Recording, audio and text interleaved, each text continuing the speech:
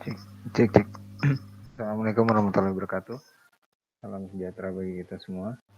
Selamat berjumpa lagi di mata kuliah saya di perkuliahan daring. Mata kuliah saya yaitu komunikasi publik dan presentasi, ya, di pertemuan ke-12. Baik, di pertemuan ke-12 ini materi yang akan dibahas yaitu tentang pidato, ya. Pidato ini sendiri sisi klasik dari public speaking, ya. Nah, yang pertama yaitu pengertian pidato, ya. Kita akan membahas pidato yang acap kali dianggap sebagai hal yang klasik, ya, oleh sebagian orang dalam masyarakat kita, ya. Padahal pidato ini sendiri merupakan bagian dari public speaking, ya. Sebab arti pidato itu sendiri, ya, adalah upaya untuk menyampaikan gagasan dan pikiran, ya, untuk disampaikan kepada khalayak ramai, ya. Contohnya seperti pidato kenegaraan, ya, pidato menyambut hari besar, ya, pidato pembangkit semangat, pidato sambutan acara atau event, ya, atau pidato keagamaan, ya, seperti khutbah di masjid, ya, yang setiap hari Jumat maupun hari-hari keagamaan, ya. Kemudian pidato yang baik ini adalah pidato yang dapat memberikan suatu kesan positif bagi orang yang mendengarkan pidato tersebut, ya. Eee, Kemampuan berpidato atau berbicara yang baik di depan publik itu dapat, membantu kesuksesan seseorang, ya. Ada 2 macam tujuan pidato, ya. Pidato itu sendiri memang memiliki tujuan, di antaranya ada 2 macam ya tujuannya. Yang pertama tujuan secara umum dan yang kedua tujuan secara khusus. Nah, kalau tujuan secara umum ini, ya, yang pertama mempengaruhi persuasif orang lain agar mau mengikuti kemauan kita dengan sukarela, ya. Jadi tujuannya itu memang untuk mempengaruhi orang lain agar orang lain itu terpengaruh dan mengikuti kemauan yang kita inginkan dengan sukarela, ya. Kemudian memberikan suatu pemahaman atau informasi pada orang lain. Jadi eh, perkataan atau ucapan yang kita sampaikan pada saat pidato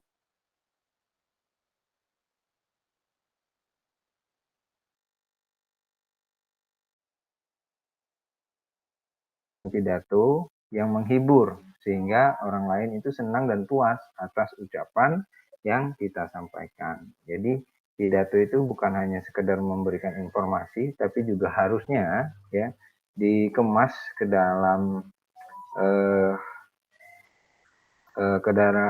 dikemas dengan kalimat-kalimat yang mengandung unsur humor, ya, sehingga bisa membuat orang lain itu senang mendengarkan pidato kita serta terhibur, ya. Eh, Kalau dia terhibur, dia senang, mereka akan merasa puas atas apa yang kita sampaikan, ya. Kemudian kalau tadi tujuannya secara umumnya seperti itu, kemudian tujuan secara khususnya, ya, itu adalah untuk ialah yang bersifat konkret dan sebaiknya dapat diukur tingkat pencapaiannya atau dapat dibuktikan segera, ya. Ini mungkin kalau tujuan khusus ini mungkin eh, tarafnya sudah berbeda, ya.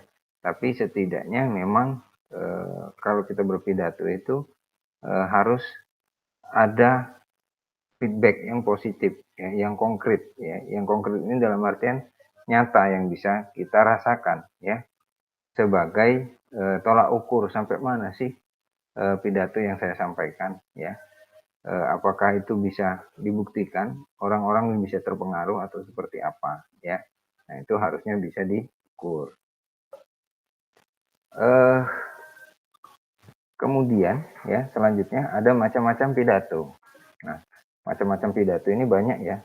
Kalau nggak salah ada 10 macam pidato. Yang pertama itu pidato impromptu, ya. Ini ada 10, ya. Eh, 10 itu yang pertama impromptu. Ini adalah pidato yang dilakukan secara tiba-tiba. atau spontan ya, tanpa persiapan sebelumnya. Nah, apabila Anda menghadiri sebuah acara pertemuan ya, terus tiba-tiba Anda dipanggil untuk menyampaikan pidato, maka pidato yang Anda lakukan disebut impromptu ya, atau impromptu.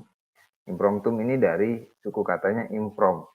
Improm itu berarti sejenis dengan improvisasi. Berarti apa yang kita lakukan itu murni dari pengembangan kemampuan berbicara yang kita miliki, improvisasi. Jadi penuh dengan pengembangan-pengembangan yang dilakukan secara mendadak dan mendesak, seperti itu.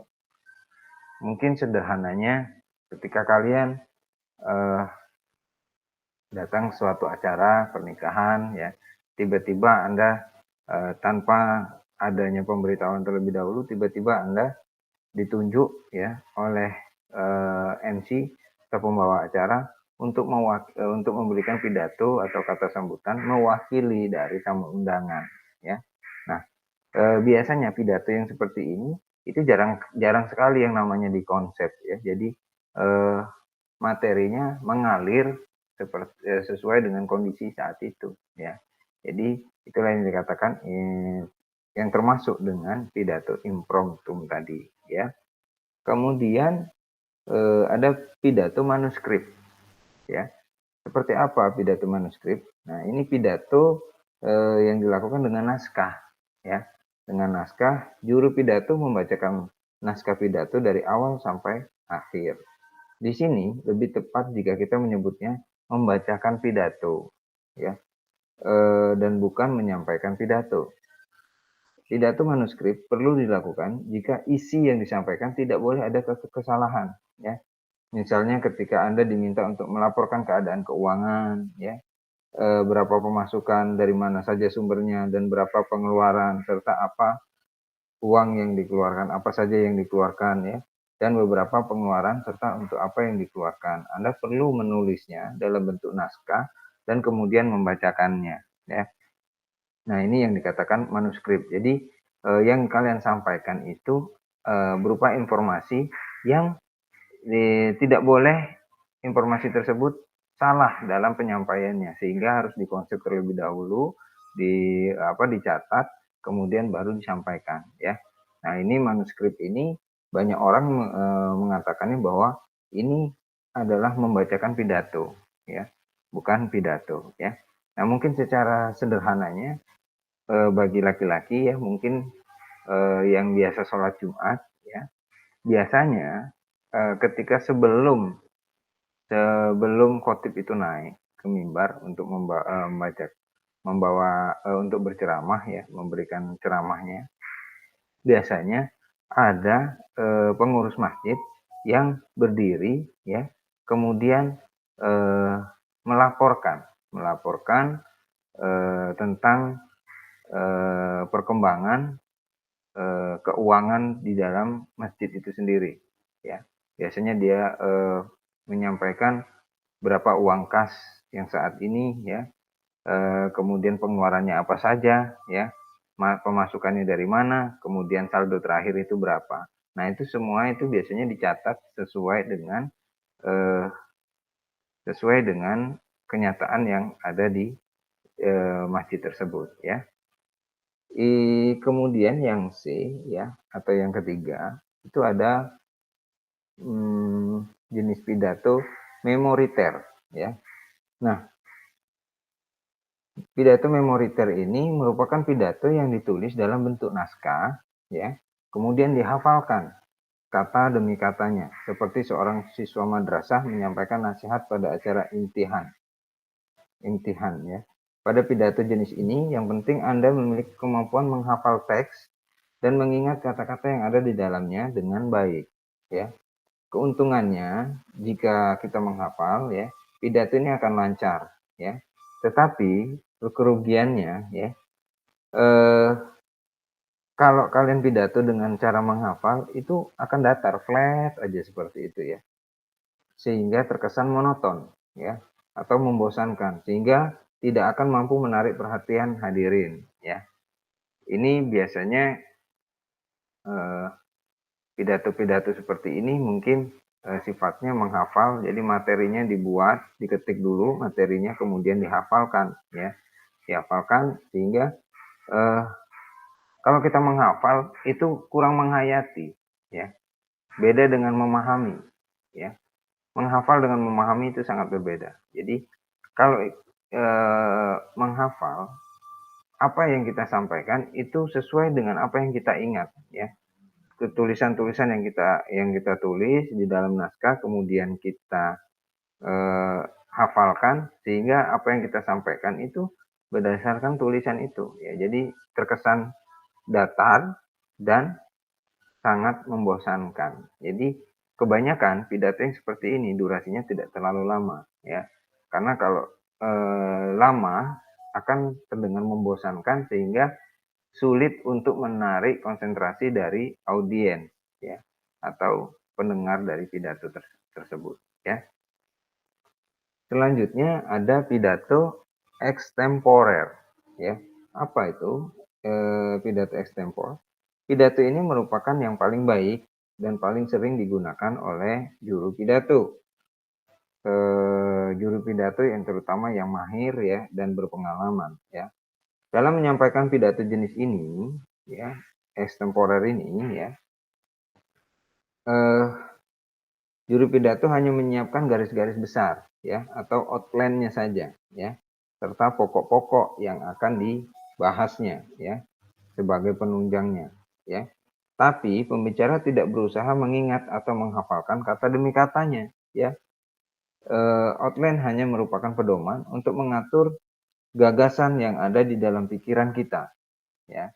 Keuntungan pidato extemporer ini adalah komunikasi pendengar dan pembicara lebih baik karena pembicara berbicara langsung kepada pendengar atau khalayaknya. Pesan dapat fleksibel untuk diubah sesuai dengan kebutuhan dan penyajiannya lebih spontan, ya. Tapi pidato jenis ini, ya, itu harus memerlukan latihan yang terus-menerus, ya, yang intens dari si pembawa pidatonya, ya. Nah, pidato yang seperti ini itu jadi mungkin dikonsep, ya, bukan mungkin, memang dikonsep, tapi yang ditulis itu hanya garis-garis besarnya, ya, poinnya, titiknya atau benang merahnya yang akan disampaikan.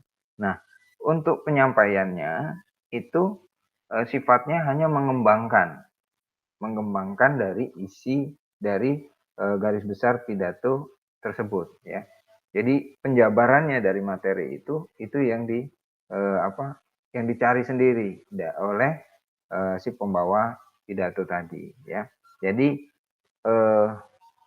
outline tadi yang katanya garis besarnya saja itu hanya membantu daya ingat atau daya nalar seorang juru pidato tadi dalam mengingat atau mengingat materi-materi pidatonya, ya.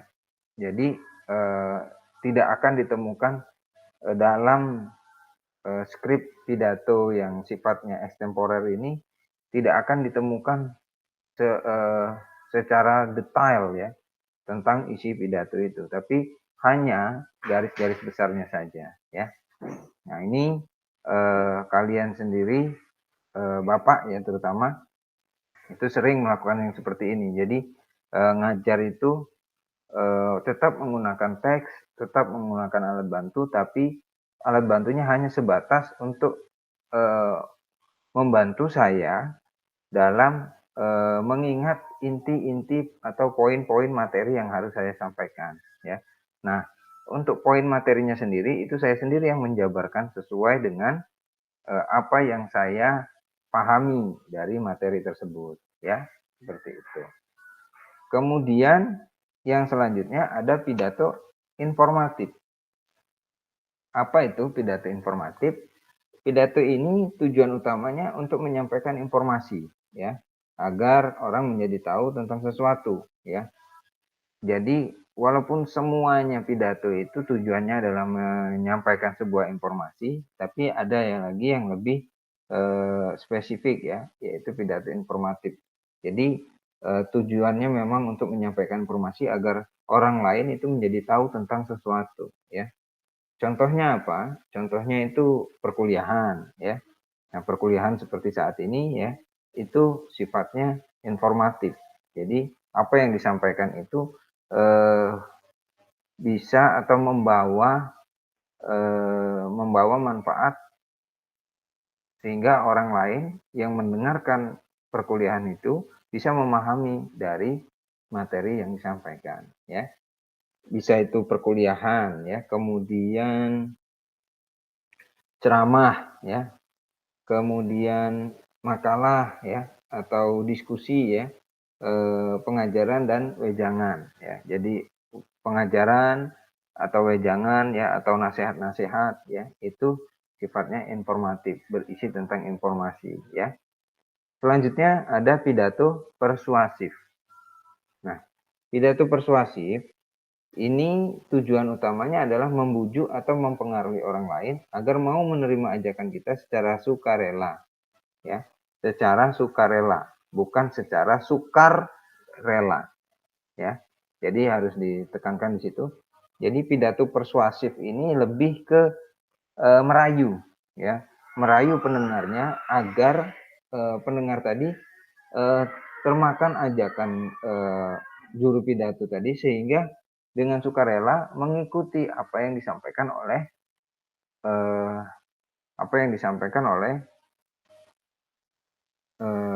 juru pidato tadi, ya. Ini mungkin seperti halnya kayak sales, ya, sales yang lagi menerangkan sebuah produknya. Mungkin kalian di rumah pernah ya mengalami kejadian tiba-tiba ada yang datang ke rumah kalian, mengetuk pintu kalian, kemudian dengan menawarkan semua produk-produknya, ya, dengan kata-kata yang penuh dengan ajakan, ya, atau rayuan. Itu semuanya eh, disampaikan dengan cara apa? Dipelajari dulu sebelumnya, ya, dipelajari dulu bagaimana caranya mempengaruhi orang lain, ya, dengan gaya, dengan mimik, ya, kemudian dengan kata-kata yang disampaikan sehingga orang itu mampu untuk mengikuti ajakan dari juru pidato tadi, ya. Kemudian ada pidato reaktif, ya. Nah, apa itu pidato reaktif? Pidato ini, ya, tujuannya adalah untuk menayangkan, ya. Oh, bukan, maaf. Maksudnya pidato reaktif ini pidato yang tujuan utamanya adalah untuk menyenangkan atau menghibur orang lain, ya. Namun perlu disadari bahwa dalam kenyataannya ketiga jenis pidato ini tidak dapat berdiri sendiri, melainkan harus saling melengkapi satu sama lain, ya. Perbedaan di antara ketiganya semata-mata hanya terletak pada titik berat tujuan pokok pidato, ya. Jadi ada pidato informatif, persuasif, dan reaktif, ya. Itu memiliki tujuan untuk menyenangkan dan menghibur orang lain, ya. Tapi memang ketiga yang ini tadi, ya, informatif, persuasif, dan reaktif ini tidak bisa berdiri sendiri. Jadi harus saling topang, ya, materinya itu, ya, sehingga pokok pidato itu bisa disampaikan dengan baik, ya. Jadi titik beratnya itu bukan hanya dengan materinya, tapi juga juru pidatonya itu sendiri, ya. Juru pidato itu harus mampu untuk menguasai tiga ini tadi, ya, pidato informatif, persuasif, dan reaktif, ya. Jadi tiga ini, ya, kalau bisa dikuasai, ini bisa menghibur, ya, informasi yang disampaikan, kemudian juga bisa membujuk, ya, sekaligus membujuk dari pendengarnya, ya.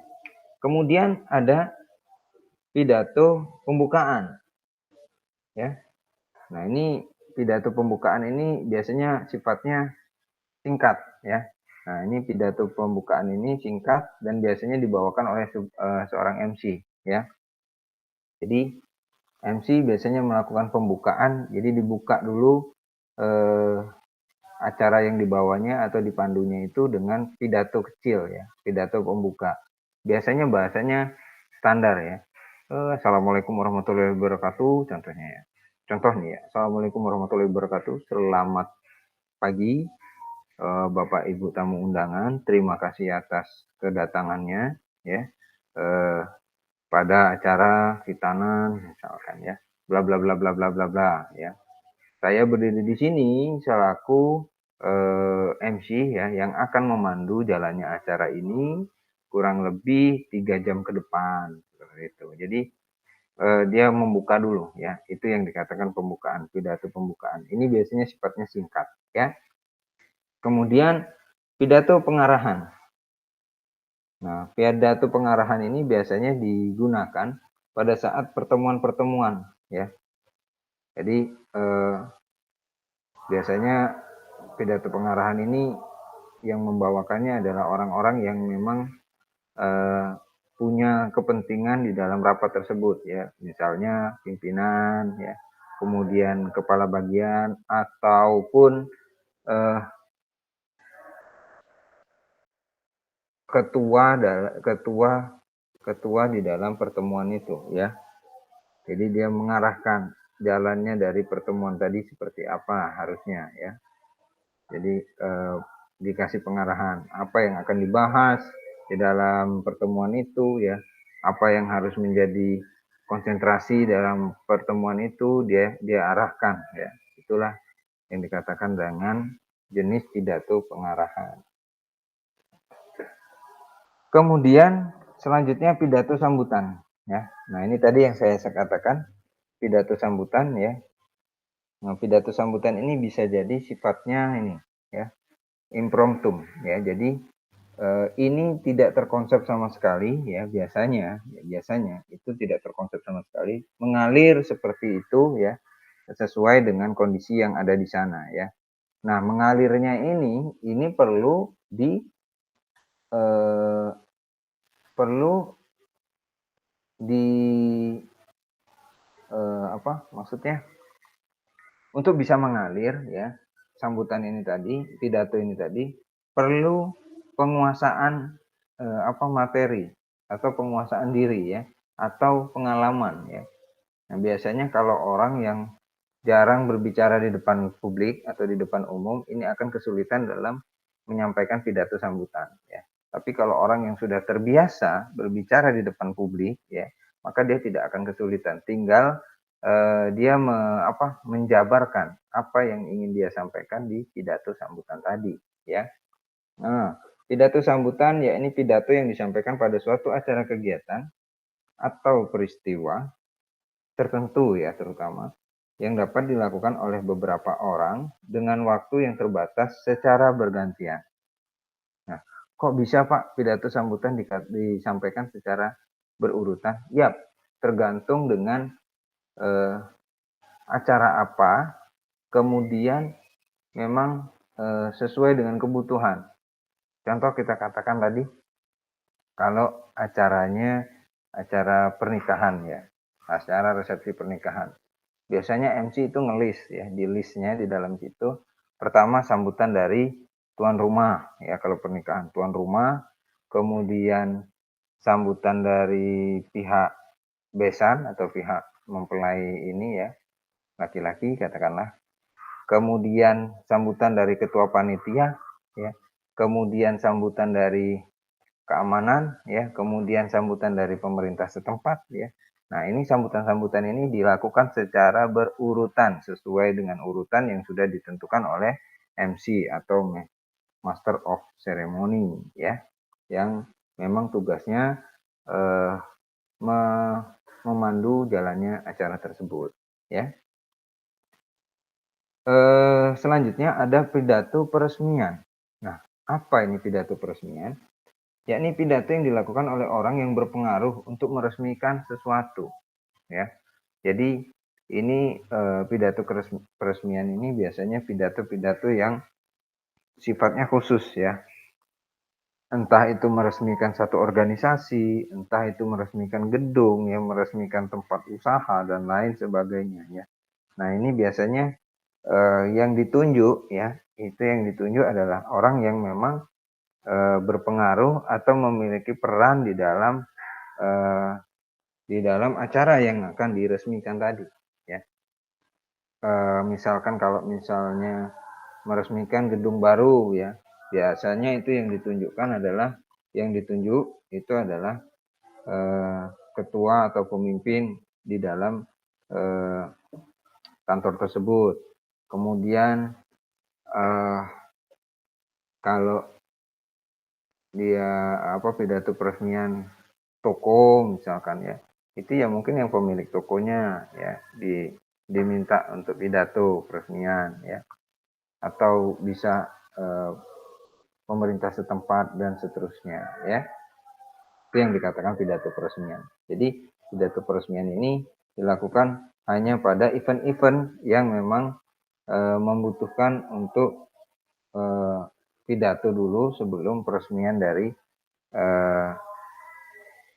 acaranya, ya. Kemudian itu selanjutnya ada pidato laporan. Nah, pidato laporan ini laporan yang seperti apa sih?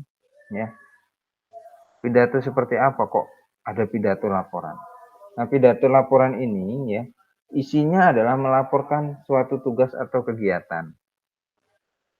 Ya, contoh tadi, ya, sebelum khotib naik, ya, itu ada yang menyampaikan keuangan dari masjid, ya. Nah, itu sifatnya kan laporan, ya, sifatnya laporan. Jadi kas masjid Nurul Huda per tanggal sekian itu adalah sekian sekian sekian sekian, ya. Adapun pengeluarannya per tanggal sekian yaitu sebesar sekian sekian sekian, ya. Adapun rinciannya adalah sebagai berikut untuk A, B, C, D dan seterusnya. Nah, itu sifatnya laporan, ya, Nak, ya. Jadi itu dikategorikan sebagai pidato laporan. Contoh yang lain apa? Contoh yang lain banyak, ya. Contohnya ketika upacara 17 Agustus, ya. Nah, itu inspektur upacara itu biasanya memberikan laporan kepada pemimpin upacara bahwasanya upacara mungkin bisa dilaksanakan, ya, atau bisa dibuka atau bisa disegerakan, ya, atau bisa ditunda dan lain sebagainya. Itu termasuk pidato laporan. Kemudian yang terakhir ini adalah pidato pertanggungjawaban. Nah, ini yakni pidato yang berisi sesuai dengan laporan pertanggungjawaban. Nah, ini biasanya pidato-pidato ini sifatnya tertutup, ya.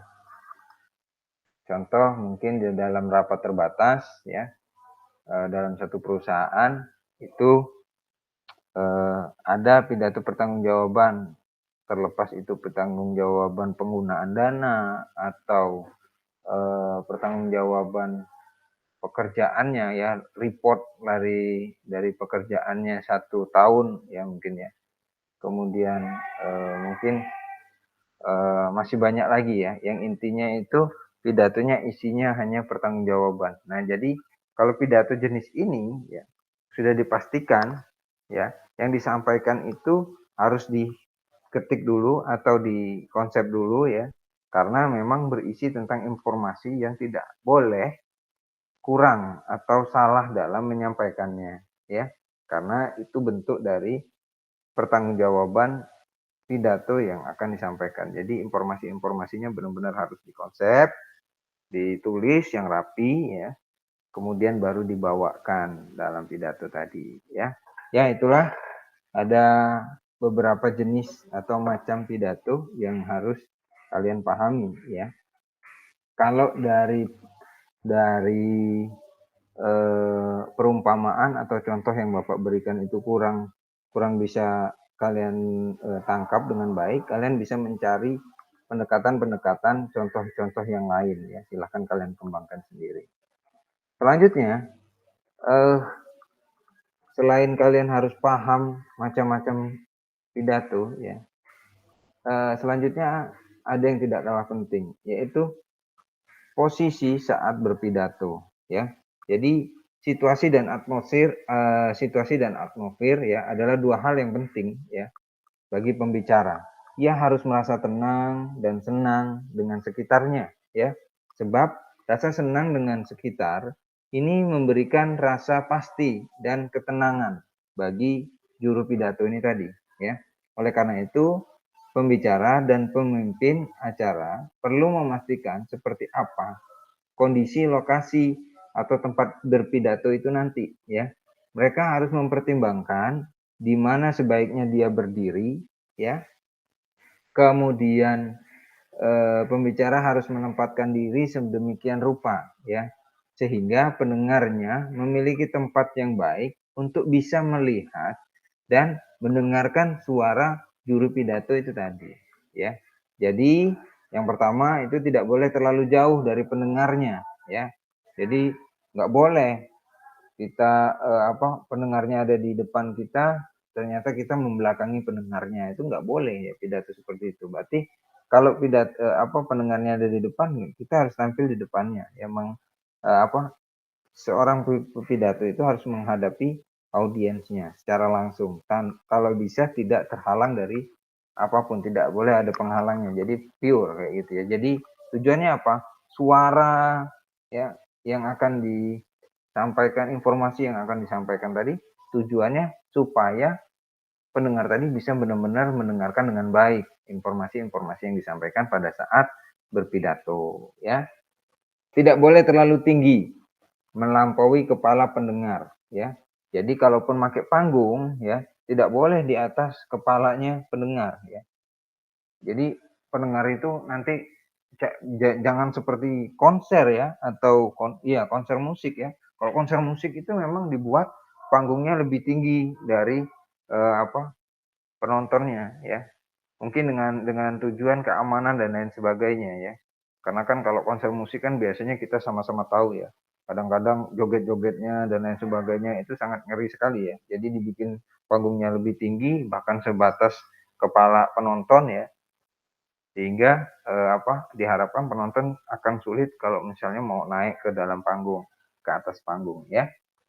Tapi tidak kalau misalnya kita berpidato.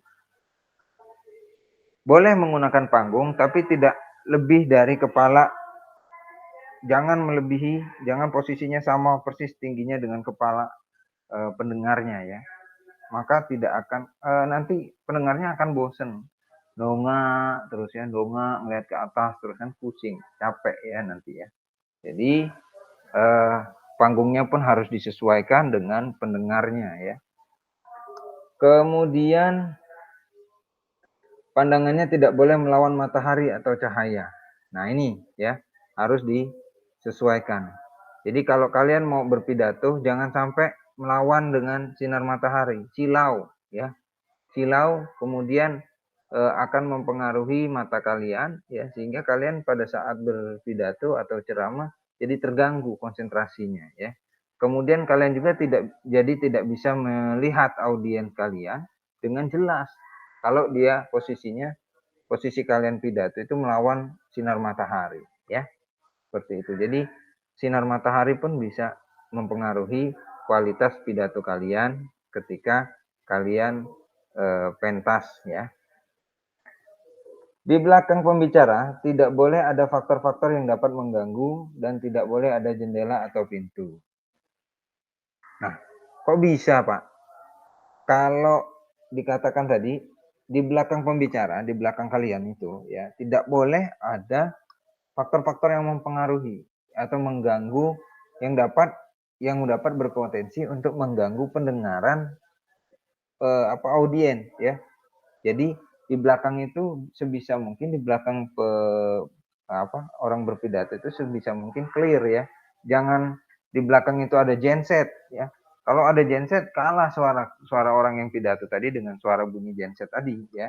Sehingga apa yang disampaikan ya tidak akan jelas ya terdengar oleh audiens. Kemudian kenapa tidak boleh ada pintu dan jendela ya? Karena kalau kita pidatonya di depan pintu, nanti ada orang yang lalu lalang di situ, keluar masuk ya, sehingga itu akan memecah konsentrasi dari audiensnya. audiensnya tidak lagi terpaku ke juru pidato, tapi juga akan melihat orang yang lalu lalang di belakang juru pidato tadi, sehingga kurang bisa nyaman dalam mendengarkan pidato-pidato yang disampaikan oleh juru pidato tadi. Jadi di belakang itu pastikan tidak ada yang tidak ada yang lalu lalang ya. Dengan cara apa? Dengan cara menghindari di belakang membelakangi pintu atau jendela ya, seperti itu. Kemudian tempat berdiri dari mimbar sebaiknya tertutup atau terlindungi, artinya tidak boleh ada jalan lewat bagi pendengar ya. Nah, itu juga ketika kalian di tempat ini ya, pastikan betul belakang dari mimbar ya. Kalau memang tidak ada mimbar, mungkin podium ya, podium. Kalau memang pakai podium, kalaupun memang tidak ada podium, ketika kalian berdiri, pastikan di belakang kalian itu tidak ada jalan untuk orang yang bisa lalu lalang, karena akan sangat mengganggu sekali. Kita menyampaikan materi terus ada yang mondar-mandir di belakang kita ya. Itu akan memecahkan konsentrasi dari audiensnya ya. Jadi itu ya. Kemudian selain posisi ini tadi ya, ada juga ketentuan yang harus diperhatikan ya dalam kalian membawakan pidato ya. Di antaranya adalah pertama, sesuaikan dulu diri dan suara Anda dengan pendengar yang berdiri paling jauh. Ya. Jadi kayak gimana, Pak? Jadi kalian harus tahu dulu batas mana nih audiensnya. Jarak 300 meter masih ada nggak audiensnya? Ya. Nah, kalau masih ada jarak 200 km, 200 km, mohon maaf. 200 meter masih ada, berarti kita atau kalian sebagai juru pidato itu harus memerlukan alat pengeras suara ya. Karena notabene kalau suara kita tanpa alat bantu ya, kalau di dalam satu ruangan itu mungkin masih baik-baik saja ya. Katakanlah di dalam satu aula ya,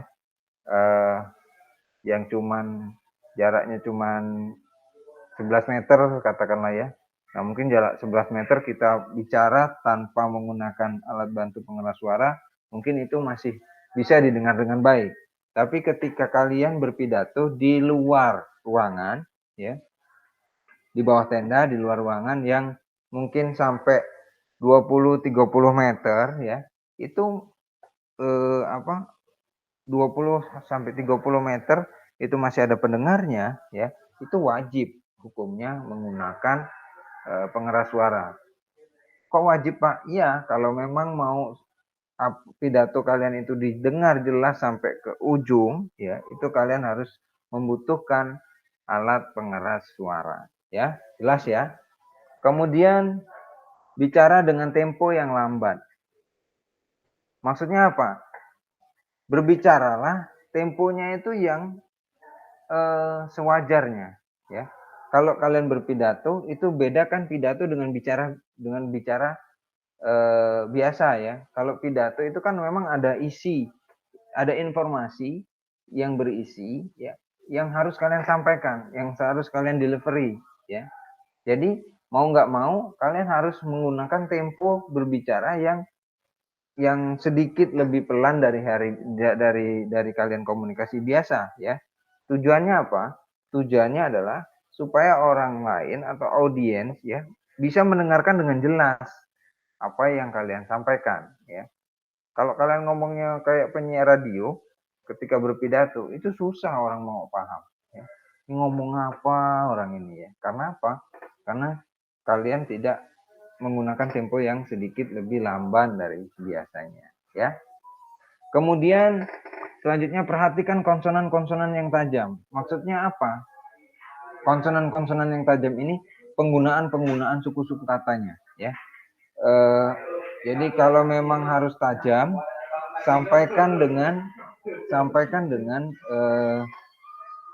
penekanan-penekanan tertentu ya, supaya orang yang mendengarkan itu bisa terpengaruh ya dari informasi yang disampaikan ya. Jadi kalau memang itu dirasa perlu ditekankan, agak tebalkan sedikit ya nadanya ketika menyampaikan itu tadi, informasi itu tadi ya. Kemudian selanjutnya pengeras suara harus baik. Nah iya ya, kalau pengeras suaranya baik, informasi yang kalian sampaikan itu juga akan jernih ya. Jangan sampai mic-nya itu dengan speakernya saling berhadapan sehingga torsing ya. Kalau biasa bahasa elektroniknya itu tuh biasanya torsing. Bisa bunyi kayak gitu yang bisa mengganggu pendengaran orang ya. Nah, kalau suka seperti itu lebih baik diganti mic-nya atau memang speakernya yang digeser ya, jangan jangan jangan langsung berdekatan dengan mic atau berhadapan dengan mic-nya langsung, jadi tidak storsing lagi ya. Pengeras suara yang baik, sekali lagi saya ulangi, pengeras suara yang baik ya akan membantu atau mensupport dari pidato kalian ya. Kemudian selanjutnya adalah mengucapkan dengan jelas suku kata terakhir. Nah ini ya, suku kata terakhir ini maksudnya dalam melafazkan, ya melafalkan kata-kata per katanya, ya itu harus jelas. Makanya ketika berpidato, bagi kalian yang memiliki kesulitan dalam melafalkan huruf-huruf tertentu, ya hindari penggunaan kata-kata tersebut sehingga pidato yang kalian sampaikan, pidato yang kalian bawakan itu bisa didengar dengan baik oleh audiens ya. Karena kalau kalian memaksakan untuk menggunakan kata-kata yang kalian sendiri kesulitan dalam melafazkannya, maka orang lain akan mendengarkannya samar-samar ya. Nah, kalau samar-samar sudah pasti orang akan bingung, ini ngomong apa ya, ini apa yang disampaikannya ya, sehingga pidato kalian tadi yang harusnya materinya bagus ya, informasinya bagus, jadi sia-sia, tidak bisa dinikmati oleh audiens ya. Itu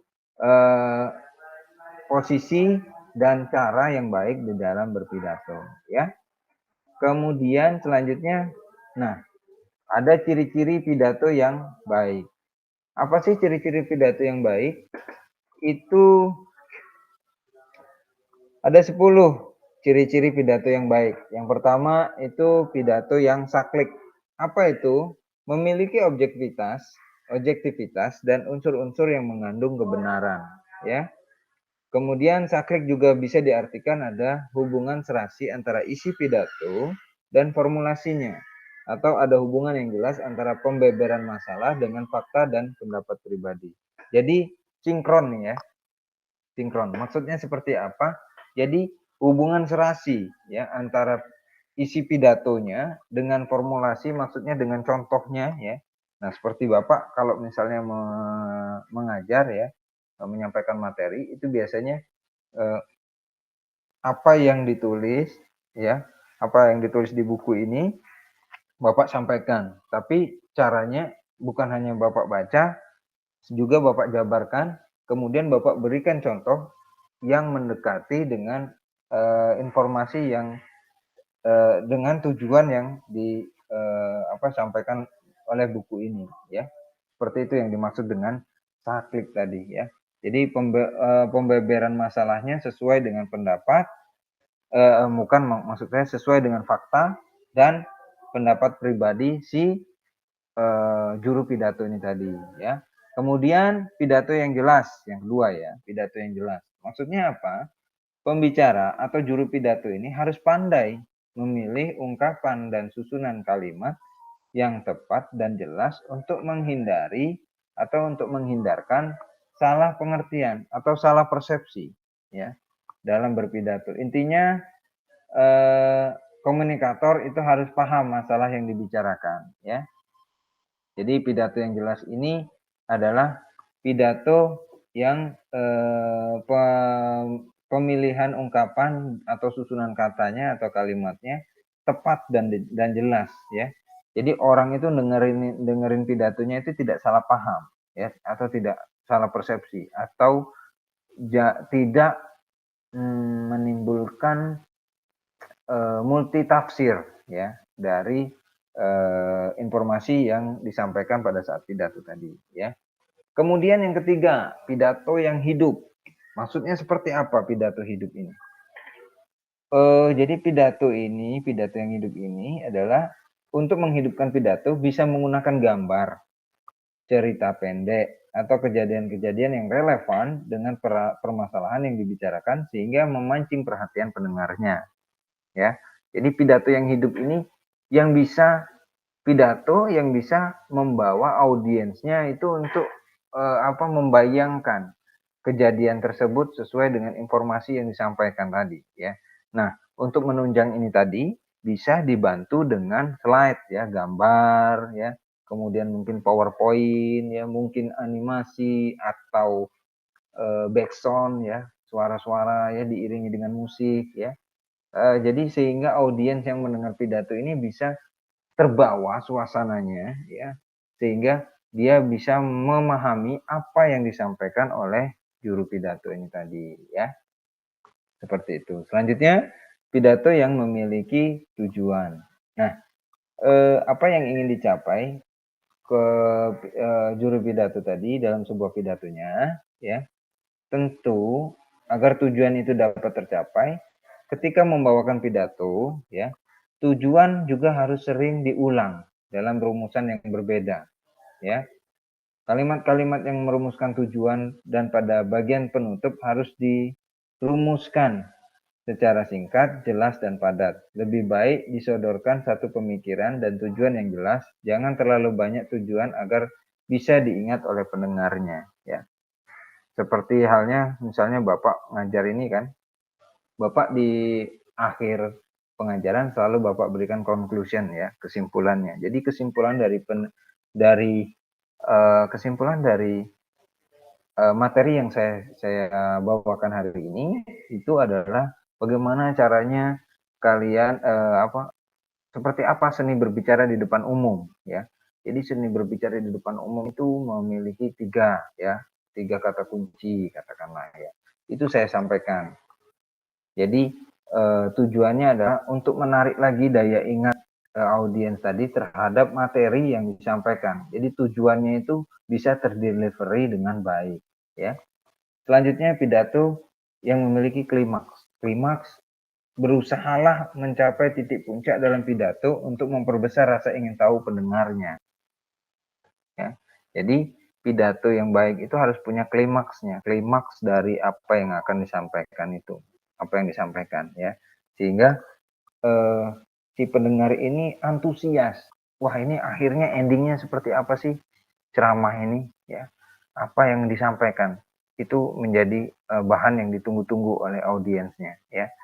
Nah ini butuh keahlian khusus ya. Nah keahlian ini didapat dari seberapa sering kalian mengasah kemampuan kalian dalam berbicara di depan umum atau berpidato ya.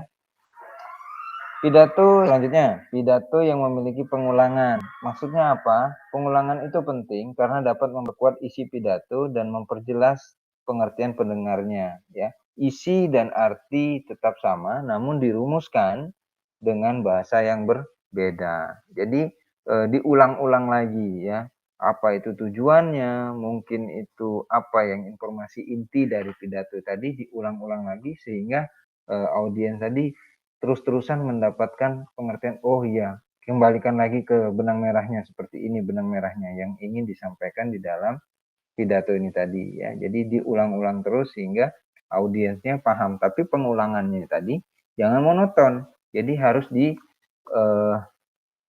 diikuti dengan perumpamaan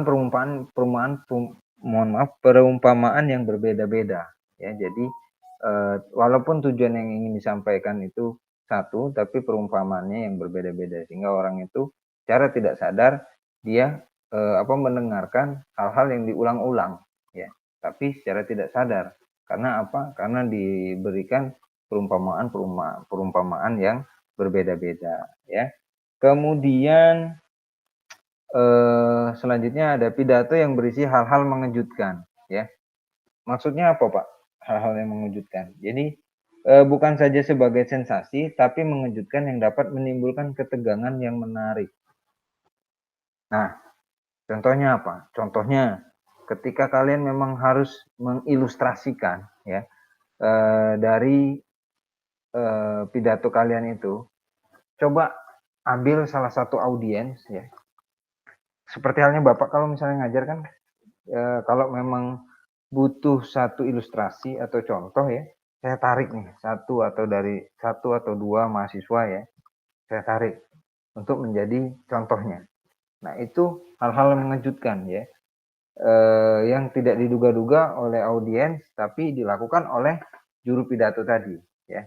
Nah ini fungsinya banyak. Nah.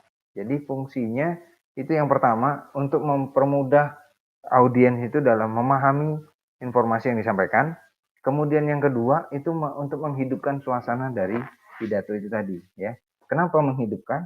Karena ya kalau konsep yang seperti itu diterapkan, kalau kalian berpidato itu tidak menutup kemungkinan ya, apalagi kalau audiensnya banyak ya, tidak menutup kemungkinan ada dari beberapa audiens itu mungkin sudah kehilangan daya eh, konsentrasinya untuk mengikuti pidato tadi. Nah, dengan kalian memberikan kejutan-kejutan ya, kejutannya itu dalam hal mungkin dipanggil nih, kayak Bapak kan kalau misalnya ngajar, Bapak kalau misalnya tahu nih si A ini sudah nggak konsen lagi dengan pelajaran saya panggil untuk dijadikan contoh ya, atau dijadikan bahan ilustrasi ya dalam memberikan persepsi materi yang disampaikan. Jadi yang tadinya sudah nggak konsen, tiba-tiba kembali lagi konsentrasinya. Karena apa? Karena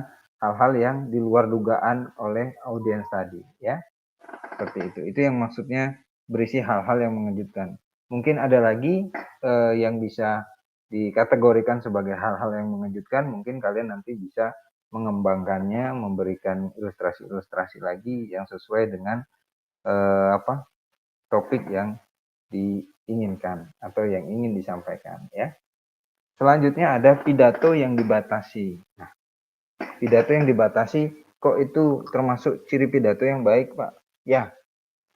Voltaire ya, itu mengatakan rahasia membuat pendengar bosan ialah menyampaikan segala sesuatu dalam satu pidato. Nah, maksudnya apa? Naiklah ke mimbar, bukalah mulutmu, dan berhentilah segera. Maksudnya supaya orang berbicara singkat tetapi padat. Nah, berarti harus membatasi dirinya. Jadi, pidato yang baik itu tidak cuma nerocos saja, ya, tapi juga harus tahu, ya, harus tahu memetakan waktunya, ya. Nih, saya dikasih waktu 1 jam untuk menyampaikan materi. Nah, artinya 1 jam ini saya sudah buat nih, ya, poin-poin yang akan disampaikan dalam pidato tadi. Jadi saya harus punya ininya punya gambarannya ya. 1 menit saya bawa ini nih, 10 menit saya bawa ini nih, 3 menit saya bawakan ini ya. Kenapa itu perlu ya? Sehingga nanti pidato kalian itu sesuai dengan waktu yang sudah diberikan ya. Jadi tidak panjang, tidak melebar, tidak juga tanpa arah, bisa terkonsep dengan baik ya, tapi tidak terlihat atau tidak terkesan tergesa-gesa oleh pendengarnya ya. Seperti apa Pak caranya Pak? Gimana caranya Pak mensiasatinya? Kalian bisa belajar dari sekarang. Kan kalau kalian mau bikin pidato, kalau kalian mau berpidato itu biasanya kalian konsep dulu ya. Kalian konsep dari A sampai Z ya. Ada berapa poin yang ingin kalian sampaikan. Nah, pada saat kalian konsep itu ya, sudah konsepnya jadi, kalian latih ya. Kalian bawa handphone kalian, hidupin stopwatch-nya ya. Kemudian kalian latih berapa menit ternyata pada saat kalian menyampaikan materi tadi. Wah, ternyata setengah jam, masih lama nih, masih kelamaan. Ulangi lagi ya, ulangi lagi sampai kalian pilih-pilih mana yang penting, mana yang bisa di skip, mana yang harus disampaikan, sehingga misalnya durasinya 15 menit, pas 15 menit ya.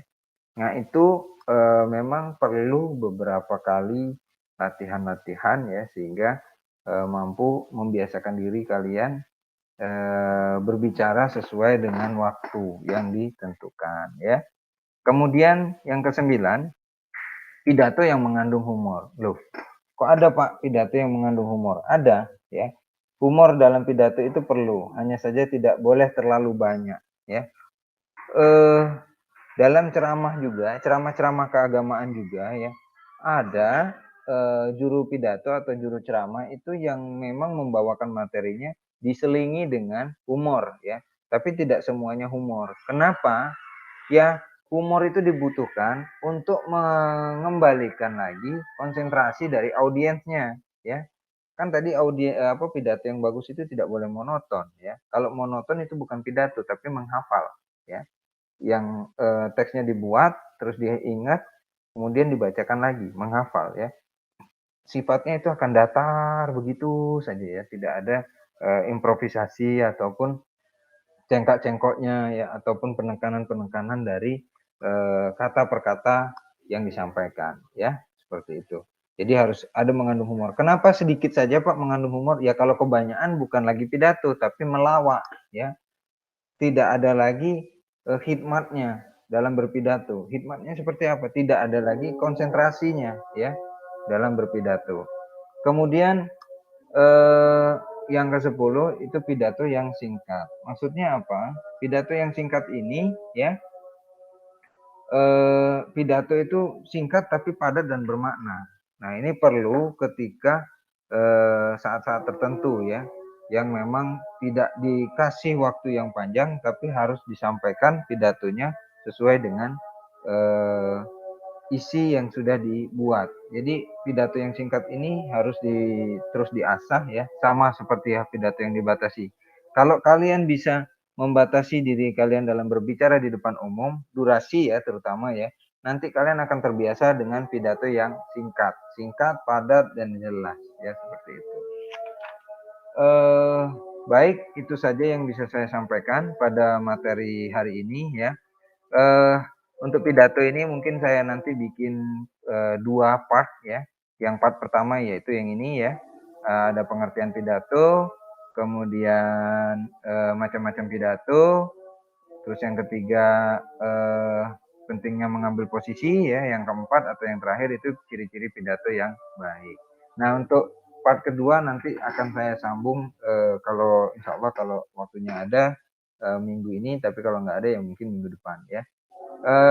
Mungkin itu saja yang bisa saya sampaikan, dan ini materi ini saya harap dapat membantu kalian ya untuk UAS nanti ya, karena UASnya kan sudah saya jelaskan sebelumnya. UASnya nanti kalian harus membuat satu video yang video tentang pidato ya. Seperti apa aturan mainnya nanti mungkin saya sampaikan di minggu ke depan ya, minggu depannya lagi ya. Baik, itu saja dari saya. Terima kasih atas waktunya ya. Mudah-mudahan materi ini bermanfaat dan memberikan pengetahuan bagi kita semua ya. Kalau memang ada kesalahan, kekurangan dalam penyajian materi ini, saya mohon maaf, pada Allah saya mohon ampun. Saya akhiri dengan wabillahi taufik wal hidayah. Wassalamualaikum warahmatullahi wabarakatuh.